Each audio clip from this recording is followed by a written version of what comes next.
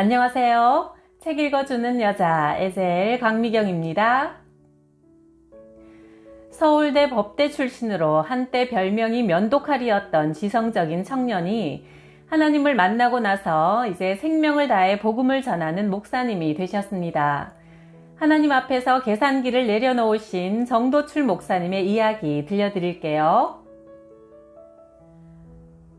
1980년 나는 하나님께서 꿈으로 보여주신 강남 대치동 은마아파트 근처의 장안상가 3층을 얻어 교회를 개척했다. 그때 하나님은 세례교인이 100명이 되면 선교사 1명을 파송하라고 명령하셨다.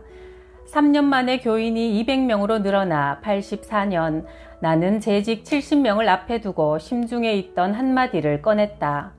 여러분, 우리 선교사 한 분을 파송합시다. 이 말이 끝나자 분위기가 차갑게 식으면서 다들 못 들을 말을 들은 것처럼 멀뚱히 나를 쳐다보는 게 아닌가. 절대 찬성할 수 없다는 결의가 표정에 가득했다. 그 표정을 보자 내 의지도 한풀 꺾여버렸다.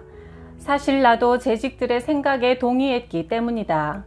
교인이 200명으로 늘자 상가 건물 3층이 비좁아서 이제 교회 건축을 해야 되지 않겠냐는 얘기도 나오고 있었다.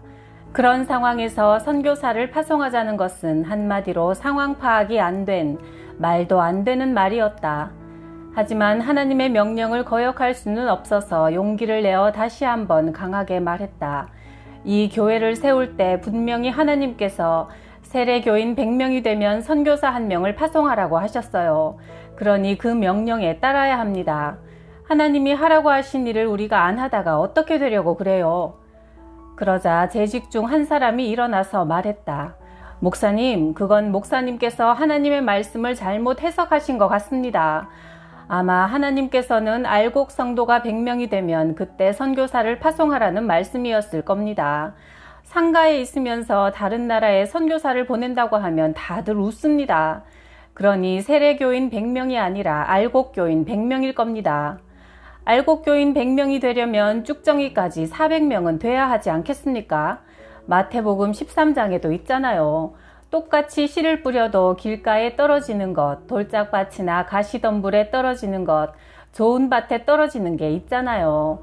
그러니까 좋은 밭에 떨어진 알곡교인이 100명이 되려면 길가나 돌짝밭, 가시덤불에 떨어지는 교인까지 다 합쳐서 전체 교인이 400명은 돼야 합니다. 지금 교회가 성장하는 속도로 봐선 금세 400명이 될 겁니다.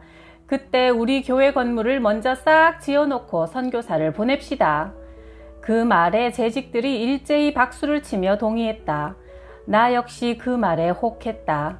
가만히 들어보니 맞는 말 같았다. 하나님의 명령에 순종하지 않겠다는 게 아니라 지혜롭게 처리하겠다는 건데 하나님도 이해해 주실 것 같았다. 그럼 그렇게 합시다. 동의하고 재직회를 마쳤다. 그러고도 별 거리낌이 없었다. 그런데 시간이 지날수록 마음이 불편했다. 내가 그때 그 문제를 놓고 하나님 앞에 기도했더라면, 눈앞의 현실에 약해진 내 믿음을 주님 앞에 솔직하게 내놓았다면 하나님은 분명히 나를 도우셨을 거다. 하지만 그때 나는 하나님께 내 고민을 털어놓지 않았다. 그보다는 선교사 파송을 미룰 수밖에 없는 현실적 상황을 변명처럼 늘어놓기 바빴다. 그렇게 갈등과 고민 속에서 일주일을 보내고 주일을 맞았다. 그리고 그날 아침 나는 쓰러졌다. 멀쩡하게 아침 잘 먹고 교회 갈 준비까지 다 마친 후에 잠깐 화장실에 들렀다 나오는데 발밑에서부터 온몸이 찌릿하더니 무시무시한 전기가 오른쪽 다리에서부터 대각선으로 몸을 관통하면서 지나갔다. 그러면서 바닥에 쓰러졌는데 손가락 하나 움직일 힘이 없었다.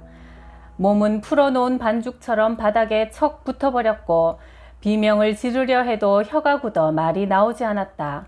몸의 반쪽이 완전히 마비되었고 나머지도 힘이 빠져 전혀 꼼짝을 할 수가 없었다. 1시간이 지나도 몸은 회복되지 않았다. 결국 예배 시간이 되어도 교회에 갈 수 없었다. 아내는 빨리 병원에 가야 한다고 설득했지만 나는 막연하게나마 이건 병원 가서 해결될 일이 아니라는 생각이 들었다. 분명히 하나님이 치신 건데 병원에 간들 무슨 소용이 있으랴. 아내의 눈물을 보자 나는 하나님께 화가 났다. 하나님, 왜 이러십니까? 목회자가 주일에 예배 인도하러 교회에 가려고 하는데 반신불수가 되면 누가 좋게 여기겠습니까? 이것이 과연 주님의 영광을 나타내는 일입니까? 마음속으로 하늘을 향해 종주먹을 들이댔다. 하지만 하나님은 아무 응답도 없으셨다. 아무리 묻고 또 물어도 묵묵부답인 하나님께 몸부림치며 일주일을 지내는 동안 나는 철저하게 진영 밖의 삶을 경험했다. 가족과 교회, 하나님으로부터 단절된 그 고독 속에서 내 삶을 하나하나 되돌아보기 시작했다. 하나님은 참새 한 마리도 허락 없이는 떨어지지 않게 하시는데 주일날 아침 목회자를 이렇게 쓰러뜨려 반신불수가 되게 하신 데는 분명히 이유가 있을 것이다. 분노가 가라앉고 원망이 사라지고 난 뒤 나는 겸손하게 하나님께 이 일을 행하신 뜻을 물었다. 하나님, 이 일을 통해 깨닫게 하실 하나님의 뜻은 무엇입니까? 그때서야 하나님의 음성이 들렸다. 야, 목회는 네가 하는 거냐? 내가 하는 거냐? 그거야 하나님이 하시는 거죠. 하나님이 맡기셔서 제가 하는 거니까요. 그래, 그런데 왜 너는 내가 하라는 대로 안 했어? 제가 안 한 게 뭐가 있습니까? 교회 개척하고 3년 동안 부흥회를 다니면서도 교회를 열심히 돌봤는데요. 왜 내가 선교사 파송하라고 하는데 안 했어? 세례교인 100명이 되면 해외에 선교사를 보내라고 분명히 말했잖아. 왜 안 했어? 마지막 왜 안 했어? 라는 주님의 음성이 어찌나 쓸쓸하던지 가슴이 미어지는 것 같았다. 나의 불순종이 하나님보다 사람을, 나를 더 생각했던 나의 얄팍한 믿음이 하나님을 슬프게 한 것이다. 그때 내 기도가 생각났다. 하나님의 도구로 사용해 주옵소서. 하나님의 종으로 살겠습니다. 이 기도에 응답하신 하나님은 나를 목회자로 부흥사로 일하게 하셨고 세계 선교를 향한 큰 계획 중에 나를 포함시켜 주셨는데 내 삶을 내가 정하고 하나님과 타협하려고 했다.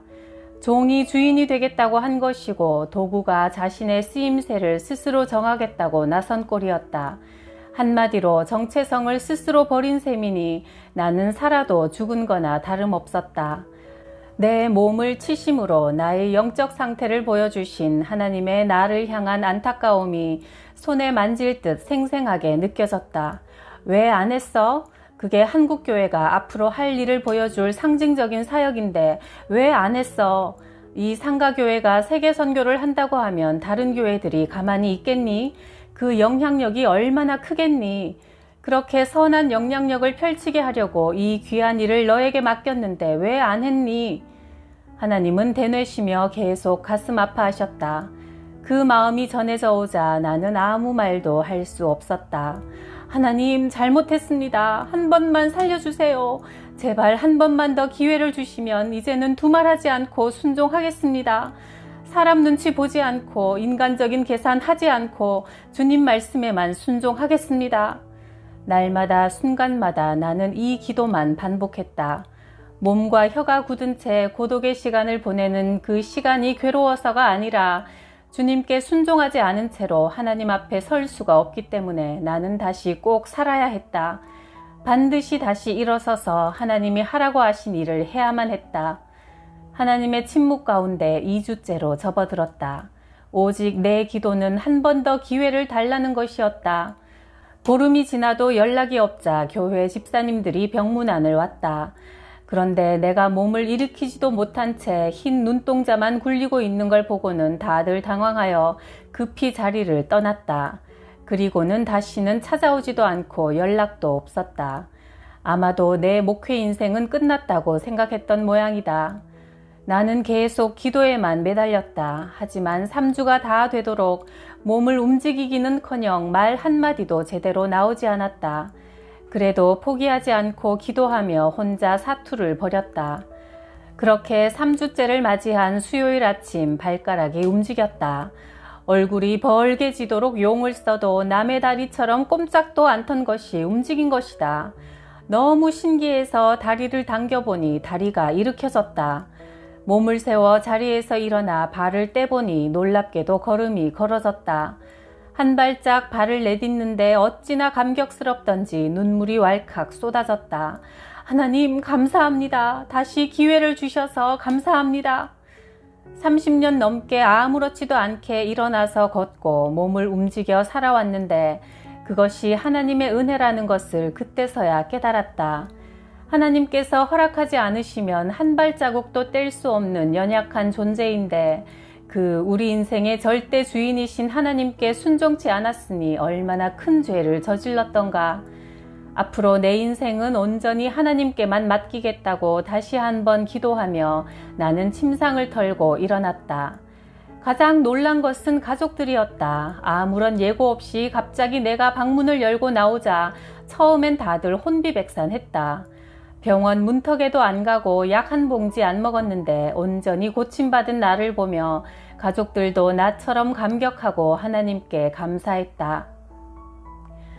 우리 교회는 즉시 선교 헌금을 모으는 한편 기독 공보에 선교사 공모를 했다. 파송 지역은 동남아권으로 정하고 선교사 소명이 있는 분을 지원받았다. 그때 만난 분이 최강수, 이현숙 선교사 부부다. 세계 선교는 교회와 함께 해야 한다. 교회는 경제적인 지원뿐 아니라 선교사를 훈련시키고 사역을 올바르게 하고 있는지 지속적으로 확인하고 그들을 위해 기도함으로써 함께 사역을 감당해야 한다. 그런 기도와 도움 없이는 세계 선교를 해낼 수 없기 때문이다. 선교사에게 일단 집과 자동차는 필수다. 우리나라와 달리 동남아권은 대중교통이 발달하지 않았기 때문에 오지 등으로 선교를 가기 위해서는 반드시 차가 있어야 했다. 그리고 주로 가난한 이들에게 복음을 전해야 하기 때문에 그들의 배고픔을 덜어줄 수 있는 능력도 어느 정도 갖춰야 했다. 그런 점을 고려해서 정착기금을 2천만 원으로 정했다. 그리고 생활비는 매달 200만 원을 보내기로 했다. 당시 4급 공무원인 외교관 월급이 200만 원이었다. 나는 우리나라를 대표해서 해외에 나가 있는 외교관처럼 선교사도 먹고 사는 것뿐만 아니라 현지 사람들의 문제를 해결할 수 있는 능력이 있어야 한다고 생각했다.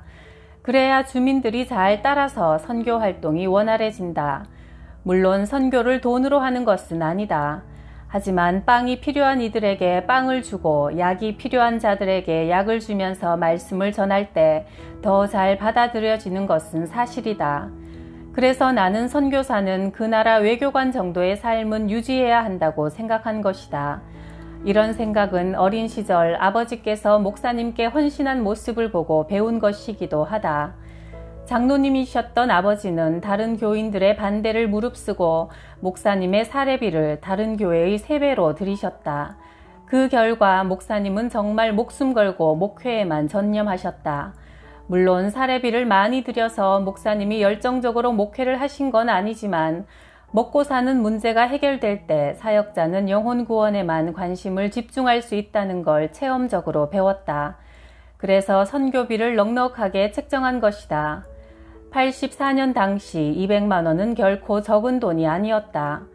우리 교회의 한 달 살림 규모가 800만 원이었는데 선교 헌금은 따로 작정하고 별도로 관리했다.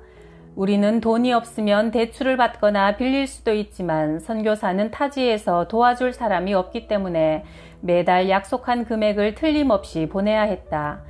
그래서 매달 하나님께 절실하게 매달렸고 하나님은 항상 선교비를 채워주셨다. 선교비 봉투는 마르지 않는 화수분이었다. 교회 살림이 어려워져 쪼들려도 선교비가 부족해서 못 보낸 적은 없었으니 얼마나 감사한가. 누구를 통해서라도 매달 200만 원이 채워졌다.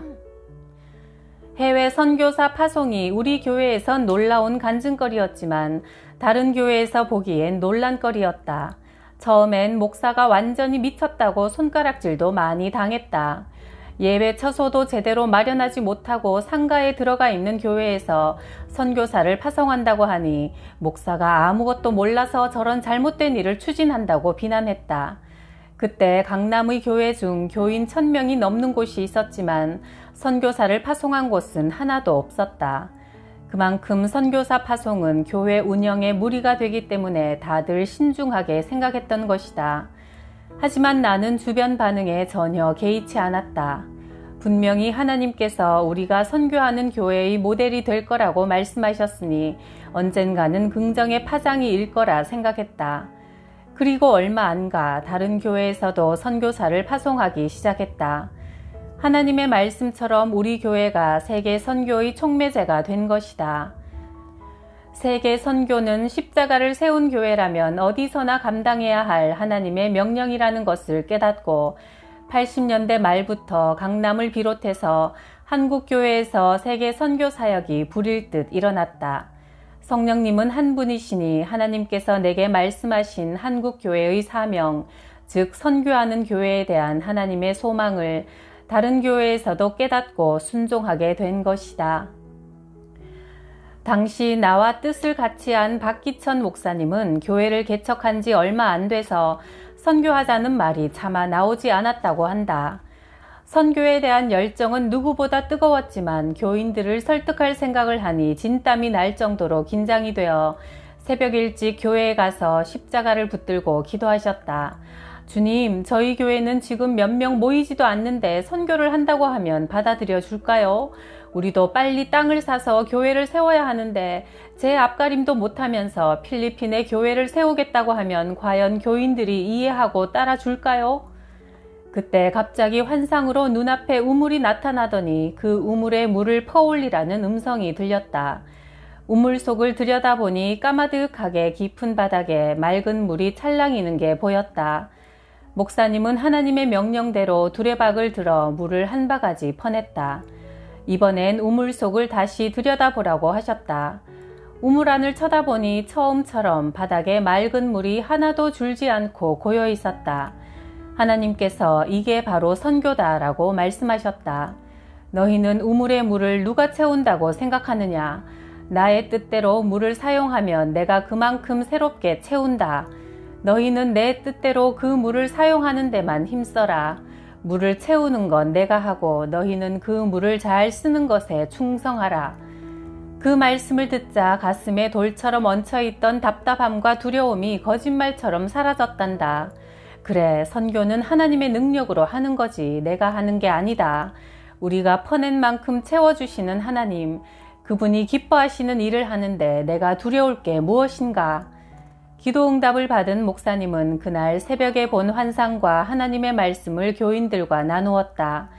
우물물을 통해 그 뜻을 분명히 보이신 하나님께 순종하는 것이 우리의 몫이라고 설교하자 교인들은 아멘으로 화답했다. 그래서 박기천 목사님이 심우하시는 사랑의 교회도 선교사 파송과 세계 선교에 기쁘게 동참하게 되었다. 신앙이 내 마음 중심에 확고하게 서면서 내 인상도 달라졌다. 나는 항상 나를 세우고 살아서 별명이 면도칼이었다. 하지만 하나님을 만난 후로는 참 편안해 보인다는 이야기를 많이 듣는다. 심지어 철이 없다고 말하는 사람도 있다. 맞는 말이다. 내 짐을 대신 지고 가시는 예수님과 동행하기 때문에 태평하게 철없이 살 수 있는 것이다. 나는 주님과 함께 걸어가는 이 길이 너무 재밌고 행복하다. 그런 삶의 만족이 얼굴에 드러났는지 나이가 50이 넘어서면서 나를 부러워하는 서울법대 동창들이 늘어났다. 처음 목회를 한다고 했을 때는 제정신이 아니라며 다들 말렸던 친구들이 이제는 야, 역시 네가 선택을 제일 잘했다. 참 목사가 되는 것보다 더 좋은 건 없는 것 같다. 며 말을 바꿨다. 그때마다 누가 우리나라 최고 엘리트가 아니랄까봐 보는 눈이 정확하다며 웃어 넘겼지만 목사가 가장 보람된 일을 한다는 데는 전적으로 동의한다. 사실 나는 친구들과 비교할 만한 대상이 아니다. 세상 기준으로 보자면 나는 고작 작은 교회 목사에 불과하지만 동창들은 성공한 상위 1%에 속하는 이들이기 때문이다. 그 친구들과 나는 젊은 시절 각자가 선택한 가치를 붙들고 열심히 경주했다. 나는 하나님을 붙들었고 친구들은 자신의 능력을 의지했다. 아마도 젊었을 때 친구들은 스스로 얼마든지 인생을 설계하며 멋지게 살 수 있을 거라 생각했을 것이다. 하지만 나무는 그 열매로 안다.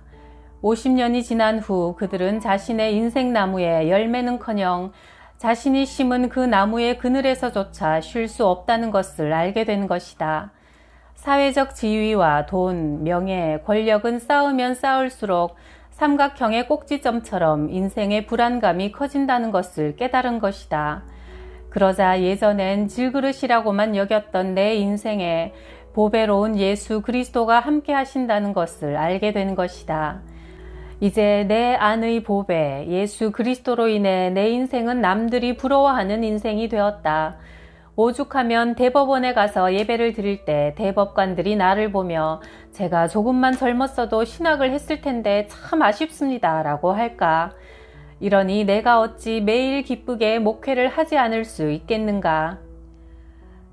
내가 달려갈 길과 주 예수께 받은 사명 곧 하나님의 은혜의 복음을 증언하는 일을 마치려 하면은 나의 생명조차 조금도 귀한 것으로 여기지 아니하노라. 사도행전 20장 24절 말씀. 1980년 하나님이 환상으로 보여주신 강남 대치동 장안상가에 3층을 얻어 교회를 개척했다. 은마아파트 방문전도를 시작한 지 사흘 만에 처음으로 아파트 현관문이 활짝 열렸다. 반가운 마음에 얼굴을 쓱 들이밀자 내 얼굴 위로 성난 목소리가 내리꽂혔다. 우아한 차림의 중년 여성이 딱딱하게 굳은 얼굴로 나를 쳐다보며 우리 집은 절대 교회 다닐 집이 아니에요. 다시는 배를 누르지 마세요. 라며 화를 벌컥 냈다. 반쯤 열린 현관문 안쪽을 보니 부적이 덕지덕지 붙어 있었고 집안에서 한약 냄새가 훅 끼쳐왔다. 한눈에 봐도 지독하게 미신을 섬기는 집이며 양냄새로 보아 우환이 있을 거라고 짐작됐다. 그래서 이 집에 우환이 있죠? 병이 있지요? 라고 물었더니 그 말 한마디에 집주인의 안색이 싹 바뀌었다. 그리고 어떻게 알았냐면서 나를 찬찬히 훑어보았다. 그 병 고치려면 절에 백날 다녀도 소용없습니다. 부처님 믿어봤자 말짱 헛수고입니다. 부처님 자신도 여름날 상한 음식을 잘못 먹어 식중독으로 돌아가셨는데 어떻게 남의 병을 고쳐줄 수 있겠습니까? 예수님을 믿으세요. 그러면 제가 병을 몰고 오는 귀신을 다 내쫓아 드리겠습니다. 라고 자신있게 말했다. 그러자 집주인의 표정이 한결 부드러워졌다. 예수 믿는다고 우환이 사라져요? 믿져야 본전이니 한번 믿어보십시오. 예수님은 당신이 섬기는 귀신과는 비교도 할 수 없는 권능의 신입니다. 그러자 집주인은 치켜뜬 의심의 눈초리를 거두고 나를 집 안으로 들어오라고 했다. 집에 들어가자 사방이 부적으로 도배가 되어 있었다. 그는 독실한 불교 신자였다. 하지만 오랫동안 집안의 병마가 끊이지 않아 고통의 시간을 보내고 있었다. 집안에서 하나님 아닌 귀신을 부르는 모든 것들을 먼저 없애야 합니다. 집안에 있는 불경과 부적을 전부 가져오세요. 집주인은 묵묵히 집안 곳곳에서 부적과 불경을 가져와 내 앞에 쌓아놓았다. 10,000,000원어치가 넘는다는 부적은 종류별로 다 있었고 불경도 수북하게 쌓였다. 이것을 다 불태워 없애야 합니다. 하니 고개를 끄덕였다. 나는 그 불경과 부적을 다 태우고는 하나님께 간절히 기도했다. 하나님, 이 집을 구원하여 주십시오. 오랫동안 시달렸던 병마를 쫓아주시고 하나님이 살아계시다는 것을 온 가족이 믿을 수 있도록 해주십시오. 기도하는 내내 집주인도 함께 기도했다. 오랜 세월 예수 믿는 친구들이 전도할 때마다 읽어보라고 가져온 성경책을 빡빡 찢으며 예수 믿으란 소리 할 거면 다시는 오지 말라고 펄펄 화를 냈다고 한다. 그렇게 찢은 성경책이 10권도 넘는단다. 하지만 하나님은 그의 강팍했던 마음을 돌이킬 기회를 다시 한번 주신 것이다. 기도를 통해 참여하며 예수님을 구주로 영접한 그의 가정에 놀라운 성령의 역사가 나타났다. 온갖 좋은 약재로도 비싼 부적으로도 못 고쳤던 병이 사라져 가족들이 건강해진 것이다. 다음 날 그분은 어서 좋은 소식을 전해주고 싶은 급한 마음에 집 앞에서 서성이며 나를 기다렸다가 목사님, 하나님이 정말 살아계십디다. 당장 돌아오는 주일부터 예배에 참석하겠어요. 라고 했다. 드디어 은마아파트에서 전도의 첫 결실을 맺은 것이다. 그렇게 복음을 받아들인 안수덕 권사님은 지금 천국에 가셨지만 그 후손들이 4대째 믿음의 대를 이어가는 신앙의 명문 가정이 되었다. 우리 교회 초대 권사님이셨던 그분의 아드님이 지금 송순 장로님이시고 그의 증손자가 올해 유아 세례를 받았다. 할렐루야. 그렇게 교회를 개척하고 6개월쯤 지났을 때 밤 11시가 넘어 한 남자가 교회 문을 두드렸다. 3층 건물주였다. 그는 나를 보더니 다짜고짜 3층을 사라고 했다. 돈이 없어 중도금도 못 치르고 근근히 월세만 내고 있는데 건물을 인수하라니 그야말로 아닌 밤중에 홍두깨였다. 건물주는 일단 서류상으로 계약을 한 다음 돈은 천천히 갚으라는 것이다. 서울은 눈 뜨고도 코 베어 간다고 할 만큼 야박한 인심으로 악명 높은 곳이었는데 아니 돈도 받지 않고 건물부터 넘겨주겠다니 왜 이런 손해를 감수하려고 하십니까? 하고 묻자 잠시 머뭇거리더니 내가 지금 유괴범으로 쫓기고 있어요 라고 했다. 알고 보니 그 3층 건물주가 이윤상 유괴 사건의 범인으로 지목되어 도피 생활을 하고 있었다. 80년 11월 마포구 공덕동에서 발생한 이윤상 납치 사건은 세상을 경악시켰던 중학생 유괴 사건이었다. 소아마비를 앓고 있던 중학생 이윤상 군을 납치한 유괴범은 62회에 걸쳐 이윤상의 집에 협박 편지와 전화를 통해 4천만 원을 요구했지만 번번이 약속한 장소에 나오지 않는 등 깜쪽같이 사라져 1년 가까이 범인을 잡지 못하고 있었다. 어떤 이유에서인지는 모르겠지만 3층 건물주가 경찰의 레이더망에 포착되었고 잡히면 꼼짝없이 범인으로 몰릴 지경에 이른 것이다. 일단 경찰을 피해야겠다는 생각에 도피 생활을 시작했지만 시간이 길어지다 보니 돈도 떨어지고 몸도 고달파져 모든 걸 포기하고 싶어졌단다. 차라리 경찰에 거짓 자백을 하는 게 낫겠다는 생각까지 드는 순간 자신의 인생이 왜 그리고 언제부터 이렇게 꼬였는지 궁금해졌다고 한다. 그래서 어린 시절부터 시작해 자신의 인생을 쭉 돌이켜보니 서울살이를 시작하고 돈을 벌면서 그의 삶이 크게 휘어졌다는 걸 알게 되었다. 서울에 오면서 그는 신앙을 버렸다. 여전도사님의 아들이었던 그는 고향 여수에 있을 때는 하나님을 믿는 착실한 크리스천이었다. 하지만 서울에 와서 돈을 벌기 시작하면서부터 돈이 그의 하나님이 되었다. 돈처럼 확실하게 자기 인생을 풍족하게 해주는 게 없었다. 그래서 그는 전력 투구해서 번 돈을 흥청망청 쓰는 데 전념하면서 세상에 못된 짓은 다 했다고 한다. 그래도 남아도는 게 재산이었는데 생각지도 않게 유괴범으로 몰리면서 자기 몸둘 곳조차 없는 신세가 된 것이다. 그렇게 되자 어머니의 기도가 생각나면서 이렇게 살아선 안 되겠다는 생각이 들었단다. 남아있는 재산이라도 하나님께 바치고 이제부터 돈이 아니라 하나님을 믿어야겠다는 결심을 하는데 갑자기 장안상가 3층이 떠올랐단다. 아, 거기 교회가 있었지? 진범이 잡힐 때까지 도피 생활을 해야 하는데 마지막으로 남아있는 그 교회 건물이 언제 날아갈지 알 수 없었다. 그래서 남의 손에 넘어가기 전에 건물을 미리 목사님께 팔아야겠다는 생각이 들었단다. 그래서 등기 이전부터 하고 돈은 천천히 받는다는 조건을 내세운 것이다. 나로선 반가운 일이었지만 그가 진범이 아니라는 확신 없이는 그 조건을 받아들일 수 없었다. 그래서 다급하게 하나님께 기도했다. 제가 그분의 말을 믿어도 될까요? 나를 바라보는 건물주의 눈빛과 표정이 그의 진실함을 입증해 주었다. 그래서 제안을 감사하게 받아들이고 이틀 뒤 등기 이전을 하여 40평 되는 3층 건물을 인수했다. 그리고 잔금을 치르는 3년 동안 다행히 그 사이 진범이 잡혔다. 나머지 잔금을 갚을 때도 하나님의 놀라운 역사를 체험했다. 서류상으로 교회 건물을 인수한 후 교회에 한 남자 집사가 찾아왔다. 기도 중에 하나님께서 이 교회에 물질을 바치라고 하셔서 돈을 가지고 왔다는 것이다. 참으로 놀라운 기적이었다. 그분 덕분에 잔금을 남김없이 치르게 되었다. 하나님의 섬세한 사랑에 나는 참 감사했다.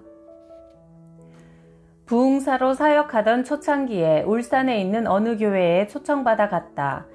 담임 목사님께서 교회 사정이 별로 좋지 않다고는 말씀하셨지만 막상 교회에 도착해보니 상상 이상이었다. 건축하다가 중단되어 뼈대만 올려져 있는 교회 건물에 거적 같은 가마니가 여기저기 흩어져 있었다. 30명 남짓한 교인들과 나는 어느 때보다 뜨거운 마음으로 기도하고 찬양했다. 그런데 이게 웬일인가?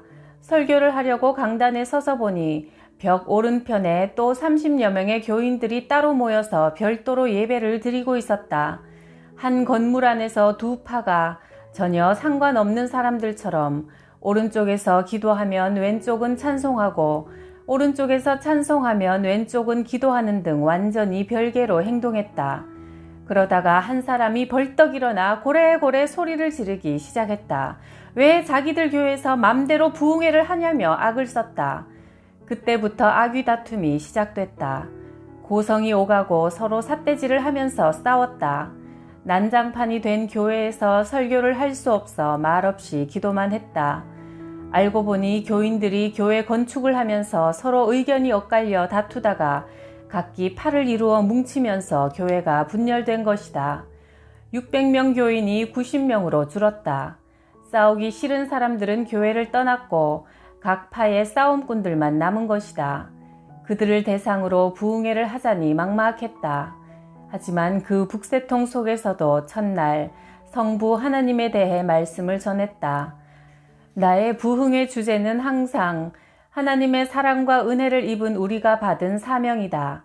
그래서 첫날은 성부 하나님, 둘째 날은 성자 예수님, 셋째 날은 성령 하나님, 마지막 날에는 우리가 감당해야 할 사명을 소개한다. 서로 등을 돌리고 앉아있는 교인들을 향해 나는 차근차근 말씀을 전했다. 그리고 마지막 날 예배를 드릴 때 여느 때처럼 용서와 사랑에 대한 말씀을 전했다. 우리 같은 죄인을 성부, 성자, 성령 하나님께서 사랑하셔서 모든 죄를 용서하시고 구원해 주셨습니다. 우리가 서로를 용서해야 하는 것은 우리 자신이 먼저 용서받은 감격이 있기 때문입니다. 구원받은 우리의 사명은 서로 사랑하는 겁니다. 특히 교회 공동체 안에서 먼저 사랑을 이루어야 합니다. 그러기 위해 해야 할 첫 번째는 용서하는 겁니다. 말씀을 이어가는데 갑자기 앞에 앉아있던 사람이 벌떡 일어나더니 주여 제가 잘못했습니다 라고 말하면서 흐느껴 울기 시작했다. 그것이 신호탄이 되어 여기저기서 눈물을 흘리고 손을 들어 자신의 죄를 고백하기 시작했다. 멱살을 잡으며 싸우던 이들은 부둥켜 안고 울며 서로에게 잘못했다고 사과하고 서로를 냉랭하게 바라보던 이들이 손을 맞잡고 기도했다. 목사님과 장로님들도 하나 되어 통회의 기도를 드렸다. 하나님께서 말씀 중에 회개의 영을 부어주셔서 서로 용서하고 화해할 수 있게 하신 것이다.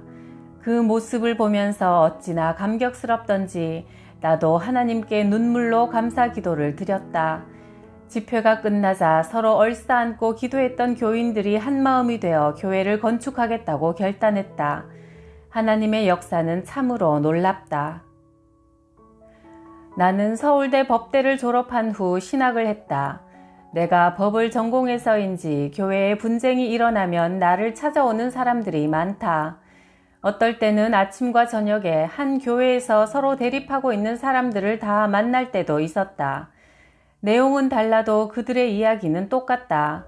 다들 교회를 위해 어쩔 수 없이 나섰으며 자신들의 방법만이 교회를 살릴 수 있다는 것이다.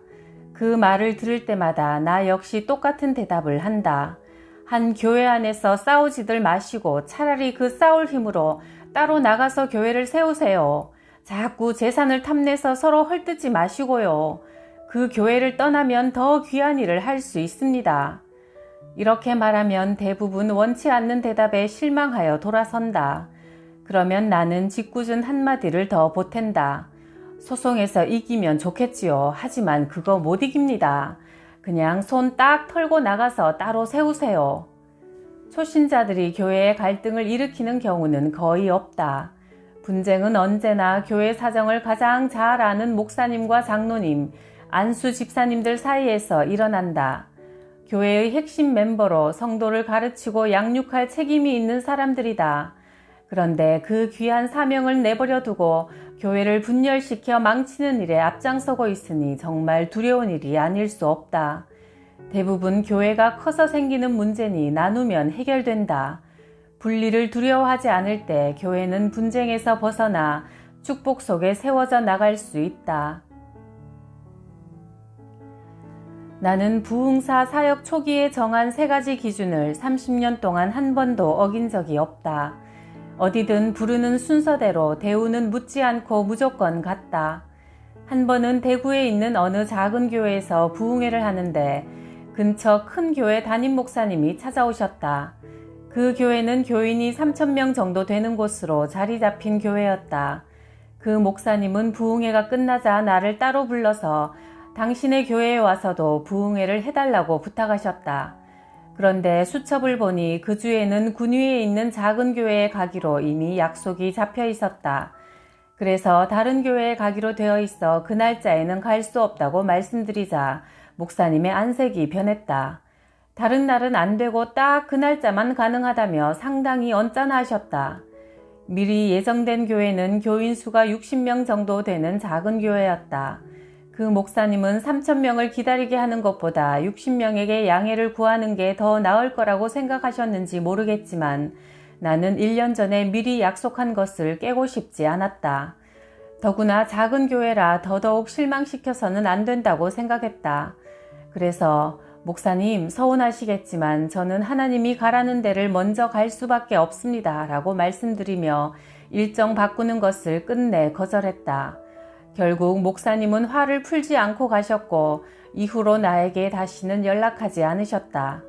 하나님은 내가 잃어버린 한 마리의 양을 찾으시는 아버지의 마음을 깨닫길 바라신 것이다. 나는 그 마음을 교인이 한 명뿐인 어느 교회에 가서 체험적으로 알게 되었다. 전남 나주에 있는 교회에 부흥회를 하러 갔는데 예배당에 목사님과 사모님 그리고 교인 1명이 앉아 있었다. 교인이 1명이면 그 1명이 은혜 받으면 되는 것이다.